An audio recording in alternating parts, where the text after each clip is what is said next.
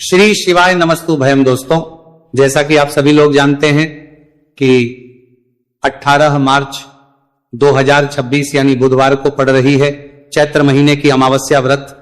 और दोस्तों, यह वह तिथि है जो चैत्र महीने में पड़ने वाली सबसे बड़ी तिथि है, क्योंकि यह चैत्र महीने में पड़ने वाली है और इसका बहुत ही बड़ा और विशेष महत्व होता है। पूज्य गुरु जी ने कहा है कि अगर कभी भी मौका लग जाए और चैत्र महीने की अमावस्या बुधवार को पड़ जाए तो आप लोगों को सातहरा दुर्वा का उपाय तो अवश्य ही करना चाहिए। इन दोनों का संयोग बहुत ही कम आता है। इसी के साथ में गुरुजी ने अपनी शिव पुराण कथा में बताया है कि इस दिन आपको 7 दुर्वा का उपाय तो आपको अवश्य ही करना चाहिए, क्योंकि ऐसा दिन पूरे साल में सिर्फ एक ही बार आता है। और दोस्तों, आप सभी लोग जानते हो कि बुधवार का अगर सबसे बड़ा उपाय है तो वह सातहरा दुर्वा वाला उपाय है। तो दोस्तों, इस बुधवार अमावस्या के दिन आप लोगों को इस सातहरा दुर्वा वाला उपाय को जरूर करना है। बहुत सारे लोग होंगे जिन लोगों ने इस उपाय को ना किया हो, मतलब पूरा साल निकल गया, उन्होंने किसी भी दिन इस सातहरा दुर्वा वाला उपाय को ना किया हो। और दोस्तों, आपके पास एक आखिरी मौका बचा हुआ है जो कि 18 मार्च के दिन है।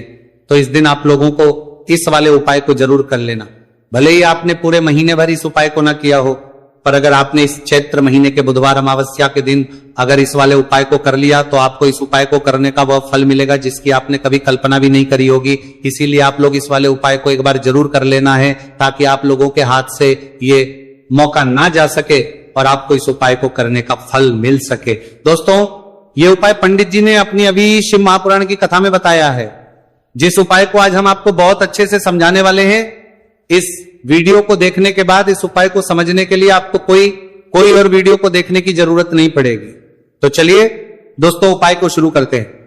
देखिए, ये इस चैत्र महीने के बुधवार अमावस्या के दिन ये इतना खास होता है, इतना महत्वपूर्ण होता है। देखा गया है कभी कभी बड़े बड़े पूजा पाठ अनुष्ठान से जो मनोकामना पूर्ण नहीं होते, वो चैत्र महीने के बुधवार अमावस्या के दिन एक छोटे से उपाय करने से ही आपकी मनोकामना पूर्ण हो जाती है।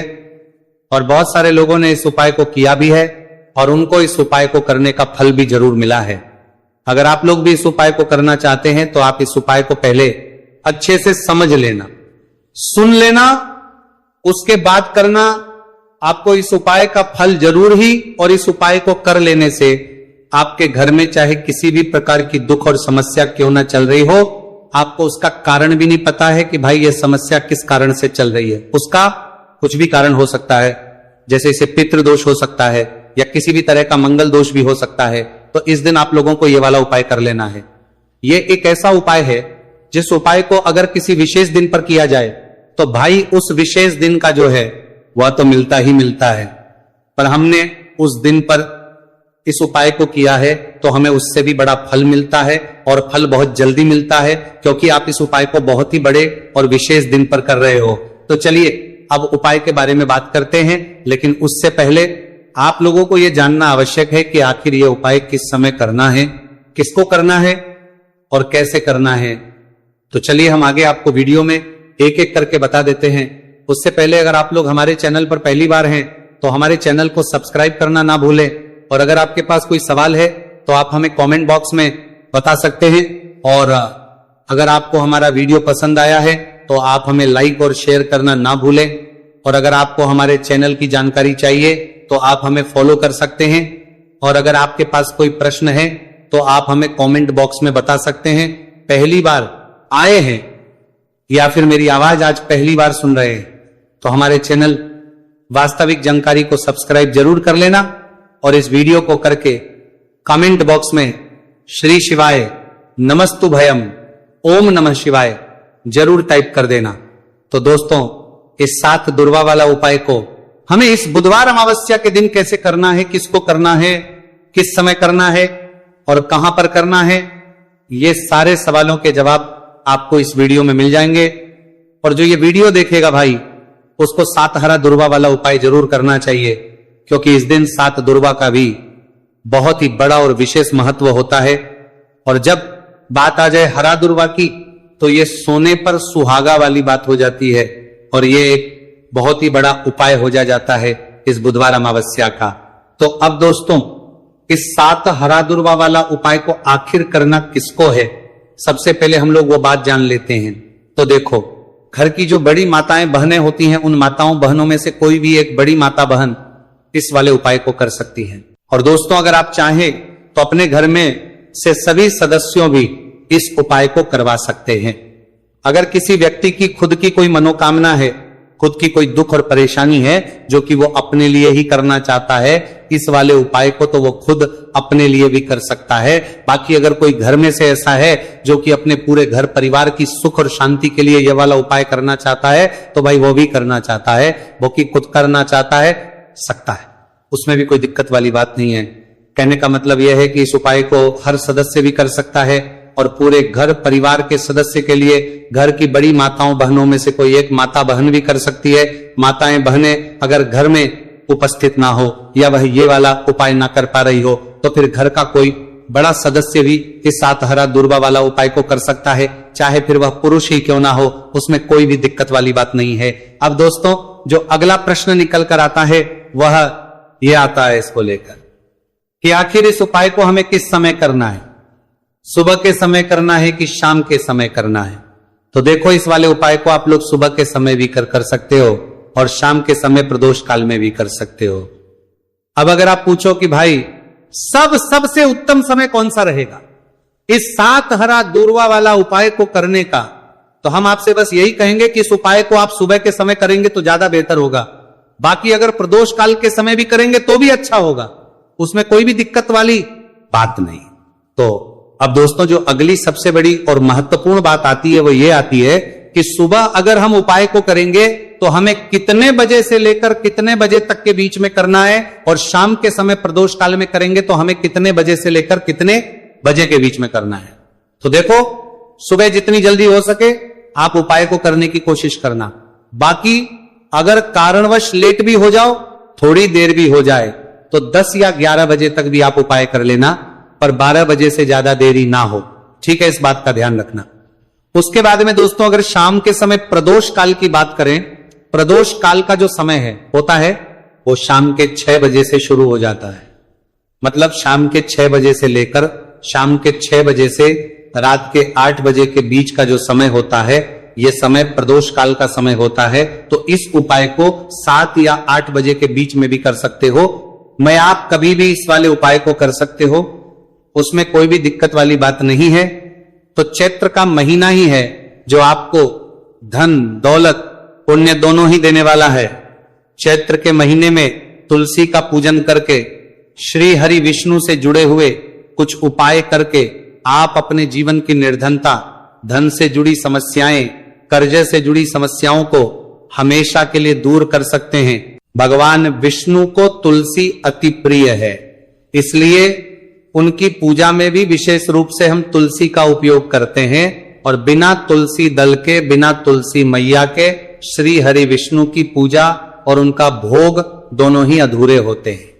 इसीलिए चैत्र के महीने में ऐसा उपाय आपको बताने वाले हैं जिसे करने से श्री हरि विष्णु की असीम कृपा आपको मिलेगी और मां तुलसी से ऐसा आशीर्वाद मिलेगा, जीवन का हर दुख, हर कष्ट, गरीबी, निर्धनता, कर्जे से जुड़ी समस्याएं, सब कुछ ही आपके जीवन से दूर हो जाएगा और सुख, समृद्धि, धन, वैभव, ऐश्वर्य सब कुछ आपको अपने जीवन में आसानी से मिलने लगेगा। तो चलिए बात कर लेते हैं कि कौन सा उपाय है, तुलसी के पौधे में कौन सी चीज आपको रखनी है और इस उपाय को किस समय करना है। देखिए, सबसे पहले तो आपको बता दें कि अगर आपके घर में तुलसी का पौधा नहीं है तो चैत्र के महीने में एक तुलसी का पौधा अपने घर में लाकर जरूर लगाए, क्योंकि चैत्र के महीने में जो लोग अपने घर में तुलसी जी का पौधा लाकर लगाते हैं, मां तुलसी का पूजन करते हैं, कभी भी मां तुलसी उनके घर में निर्धनता नहीं रुकने देती है। हमेशा उनके घर में धन की वृद्धि होती है, धन की वर्षा होती है। तो जरूर से तुलसी का पौधा आप चैत्र के महीने में अपने घर जरूर लेकर आए और अच्छे से आपको मां तुलसी का पूजन करना है, मां तुलसी के पौधे की देखभाल करनी है। और वो कौन चीज है जो आपको तुलसी के पौधे में चैत्र के महीने 18 मार्च बुधवार अमावस्या में रखना है, और कैसे ये चीज रखते ही रातों रात आपके जीवन में चमत्कार होगा और आपके भाग्य का भी आपको साथ मिलेगा। तो देखिए, इस वीडियो में जितने भी उपाय हम आपको बताएंगे सभी उपाय सरल है। देखो गुरुजी ने कहा है कि बुधवार के दिन आपको 7 हरा दूर्वा वाला उपाय तो अवश्य ही करना चाहिए। वीडियो के अंतिम में आपको उपाय बताया है, आपको करना है। देखो आगे बढ़ने से पहले वीडियो को एक लाइक जरूर करें।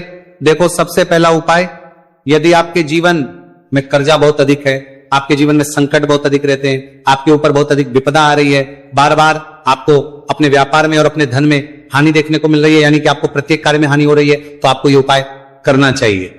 इस उपाय को करने के लिए आपको 2 चीजों की आवश्यकता होगी। सबसे पहले है, आप जानते हो, जो कि भगवान गणेश जी को समर्पित होती है, तो आपको वह हरा दूर्वा की आवश्यकता होगी, साथ ही में एक लोटा जल की आवश्यकता होगी। और आप जब भी उपाय को करें, जिस दिन भी आपको करें, तो आपको प्रातः कल सुबह ही सुबह वो करना। इस बात का विशेष रूप से आपको ध्यान रखना है, ठीक है। तो आपको एक हरा दूर्वा लेनी है। अगर आधा हरा दूर्वा भी मिल जाती है तो भी कोई दिक्कत नहीं है, बस आपको हरा दूर्वा है। अगर ज्यादा ना मिले तो उस स्थान पर एक हरा दूर्वा भी ले सकते हैं। हरा दूर्वा आपको आसानी से कहानी पर भी मिल जाएगी। बस याद रखिएगा, शुद्ध दूर्वा, और मतलब उसे शुद्ध करके ही उपयोग में लीजिएगा, है ना। तो आपको करना क्या है, एक हरा दूर्वा या एक से ज्यादा भी हरा दूर्वा आप लोग ले सकते हैं। तो एक हरा दूर्वा अपनी ले लीजिए, एक हरा दूर्वा के साथ में आप एक लोटा जल ले लीजिए, और इन दोनों ही चीजों को लेकर शिवाजी के मंदिर पहुंच जाइए। जी के मंदिर पहुंचकर सबसे पहले आप शिवाजी के पास में बैठ जाइए। शिवाजी के पास में बैठने के बाद जो शिवाजी की शिवलिंग होगी, शिवलिंग के ऊपर सबसे पहले आपको ये दूर्वा को समर्पित करना है। दूर्वा को कुछ इस प्रकार से समर्पित करना है कि जो दूर्वा की दांडी का मुख होगा वह जलधारी की तरफ हो, जहां से जल नीचे करता है ना। और जो हरा दूर्वा का मिला हुआ भाग होगा वो अपने आप शिवाजी के पीछे की तरफ हो जाएगा, ठीक है। तो इस प्रकार से ये हरा दूर्वा का ये दूर्वा आपको भगवान शिवाजी का शिवलिंग के ऊपर समर्पित करनी है। और जो एक लोटा जल आप अपने साथ लेकर आए हैं, इसी दूर के ऊपर भगवान शिव जी के शिवलिंग के ऊपर एक धारा से आपको समर्पित कर देना है, ठीक है। अब यहां पर देखने बात यह है कि यह उपाय इस व्यक्ति को करना है जिस व्यक्ति की नौकरी नहीं लग रही हो, जो व्यक्ति परीक्षा में पास होना चाहता हो, तो इस व्यक्ति को अपने हाथों से इस उपाय करना है, तभी उपाय कम करेगा, ठीक है। उपाय को करने के बाद आपको 3 महीने उपाय आपको कब तक करना है, जब तक कि आपकी नौकरी ना जाए। जब तक आप इस उपाय को नियम के साथ करो, आपकी नौकरी जरूर लगेगी। अब बात करते हैं दूसरे उपाय के बारे में। तो देखिए दूसरे उपाय जो है, देखिए इस उपाय के लिए आपको मात्र 1 लौंग का जोड़ा लेना है, यानी कि 2 फूल वाली लौंग लेनी है। साथ में आपको मात्र थोड़ा सा शहद लेना होगा, और इसी के साथ में आपको तांबे के पात्र अंदर शुद्ध जल लेना होगा। अब देखिए इन सभी सामग्रियों को लेकर के आपको भगवान शिव के मंदिर में पहुंच जाना है। देखिए ये उपाय आप सुबह से लेकर शाम तक कर सकते हैं।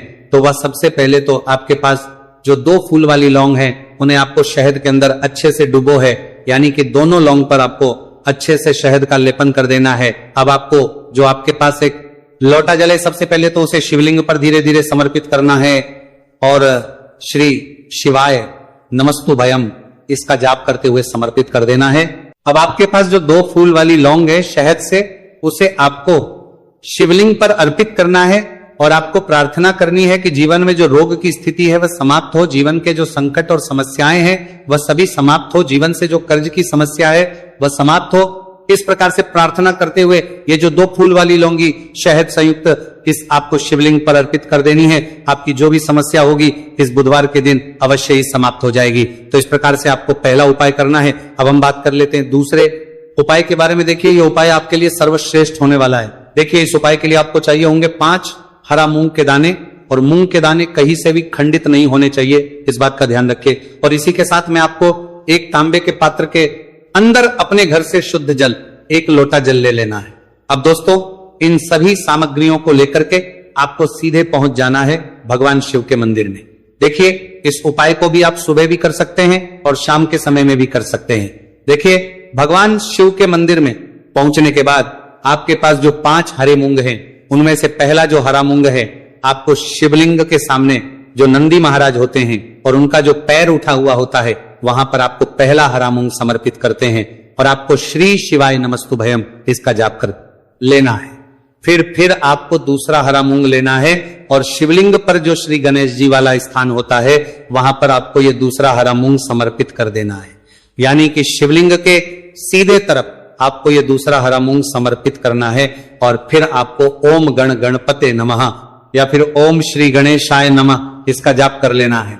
तीसरा हरा मूंग का दाना आपको भगवान शिव की सबसे प्रिय पुत्री माता अशोक सुंदरी वाले स्थान पर समर्पित करना।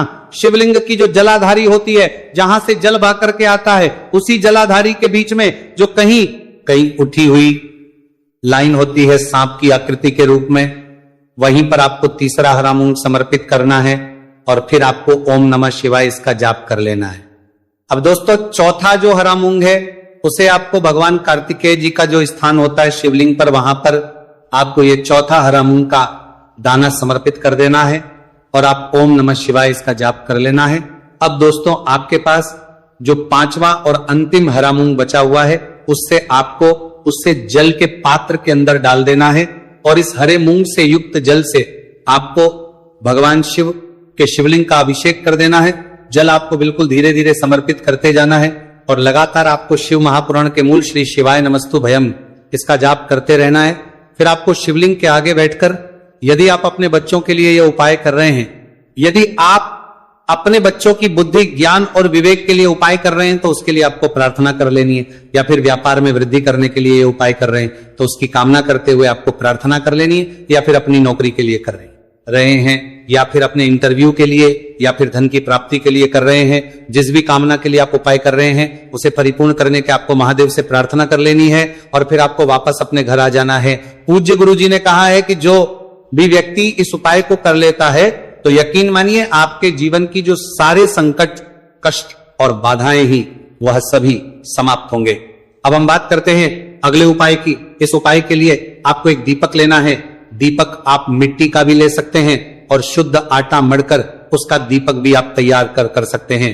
अंदर गोलबाती का प्रयोग करना है और दीपक के अंदर आपको शुद्ध घी का प्रयोग करना है। इसी के साथ में आपको मात्र एक फूल वाली लौंग लेनी होगी। अब ये एक दीपक और एक फूल वाली लौंग लेकर के सीधा आपको पहुंचना होगा बरगद के वृक्ष के।